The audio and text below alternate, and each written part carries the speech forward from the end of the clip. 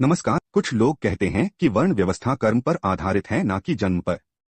लेकिन क्या यह सच है? भगवत गीता के चौथे अध्याय के 13वें श्लोक में भगवान कहते हैं कि उन्होंने 4 वर्णों की सृष्टि गुण और कर्म के आधार पर की है। लेकिन यहाँ सवाल उठता है कि किन कर्मों के आधार पर है? इस जन्म के कर्मों के आधार पर है या पूर्व जन्म के कर्मों के आधार पर है? छांदोग्य उपनिषद 5:10-7 में कहता है कि पूर्व जन्म के कर्मों के आधार पर जीव को अगले जन्म का शरीर और शरीर का वर्ण प्राप्त होता है। अर्थात पूर्व जन्म के कर्म के आधार पर हमें जन्म से ही ब्राह्मण, क्षत्रिय, वैश्य या शूद्र का शरीर प्राप्त होता है। वर्ण व्यवस्था एक जन्माधारित व्यवस्था है जिसमें व्यक्ति का वर्ण उसके पूर्व जन्म के कर्मों के आधार पर भगवान निर्धारित करते हैं। भगवान श्री कृष्ण ने गीता जी में बताया कि स्वधर्म का पालन कल्याणकारी है, जबकि परधर्म का पालन भय को देने वाला है, और अपने पूर्वजों द्वारा सदा से किए गए कर्मों को करने का निर्देश दिया। इससे स्पष्ट है कि व्यक्ति को अपना वर्ण धर्म जाति धर्म का त्याग नहीं करना चाहिए। अत्रि स्मृति के 138वें श्लोक में स्पष्ट बताया है कि ब्राह्मण वंश में जन्म लेने से ही ब्राह्मण होता है। इससे स्पष्ट है कि वर्ण जन्माधारित है। मनुस्मृति के दूसरे अध्याय में नाम संस्कार और उपनयन संस्कार के नियमों में वर्ण के आधार पर विभाजन किया गया है।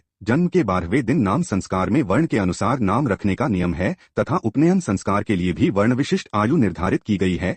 इससे स्पष्ट है कि वर्ण जन्म से ही निर्धारित होता है। महाभारत के अनुशासन पर्व के अध्याय 28 में ब्राह्मण कुल में जन्म को दुर्लभ बताया गया है। इसमें वर्णित है कि जब कोई प्राणी पशु पक्षी योनि से मनुष्य योनि में आता है तो वह एक निश्चित क्रम में जन्म लेता है। सबसे पहले वह पुलकस या चांडाल के रूप में जन्म लेता है, फिर 1000 वर्ष बाद शूद्र, 30 गुना समय बाद वैश्य, 60 गुना समय बाद क्षत्रिय, फिर 60 गुना समय बाद गिरे हुए ब्राह्मण के कुल में, फिर अस्त्र शस्त्र से जीविका चलाने वाले ब्राह्मण के कुल में, फिर 300 वर्ष बाद गायत्री मंत्र का जप करने वाले ब्राह्मण के कुल में, और अंत में 400 वर्ष बाद श्रोत्रिय ब्राह्मण के कुल में जन्म लेता है। इसलिए ब्राह्मणत्व अत्यंत दुर्लभ है। भागवत के 11:17-42 में भगवान श्री कृष्ण ने स्वयं ब्राह्मण शरीर को दुर्लभ बताया है। अगर तुम कहो कि भागवत में 7-9-10 में भगवत विमुख ब्राह्मण से चांडाल भक्त को श्रेष्ठ बताया गया है, तो यहाँ पर भक्त की महिमा बताई गई है, न कि उसका वर्ण बदलने के विषय में बताया है।